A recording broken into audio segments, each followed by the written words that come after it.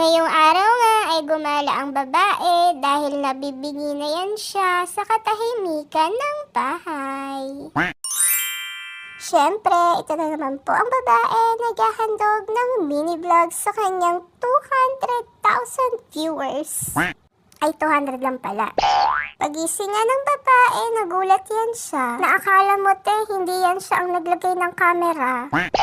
Nagbukas na nga ako ng bintana at syempre dahil nanonood kayo dyan, magliligpit ako ng higaan.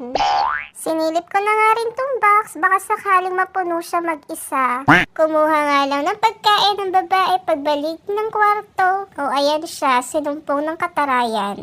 Syempre, sabi ni Doktora Gigi, bago ang lahat, uminom muna ng tubig. Hindi yan charis, kailangan ng katawan natin yan pagising sa umaga.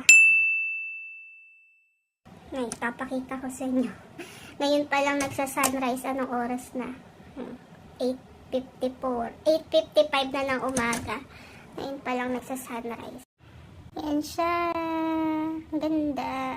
Binalatan ko na nga rin tong itlog at tingnan nyo naman, hindi niya talaga yan ma-perfect balatan ng itlog. Hayaan niyo yan siya, hindi naman magre-reklamo yung sikmura natin. Tama? Tama! After ko nga mag-breakfast, madalas ito yung ginagawa ko every morning.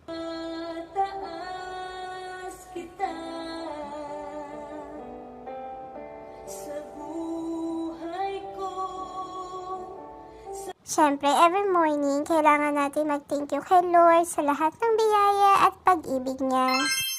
Nakita ko nga rin tong wallet ko na ang laman ay Philippine money. O diba, may pera ang babae pero walang value.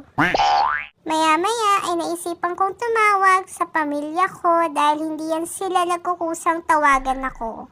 Charis! Ay.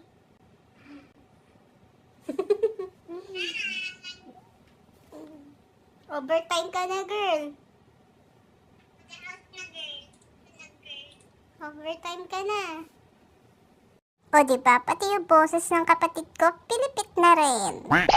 Nagkwentuhan nga lang kami dyan saglit at maya-maya naisipan na ng babaeng gumala. Ito talaga yung struggle kapag winter. Yung tipong kailangan mo talaga mag-layer up ng damit para hindi ka talaga lamigin. Girl, hindi mo gugustuhin maging frozen hotdogs sa labas.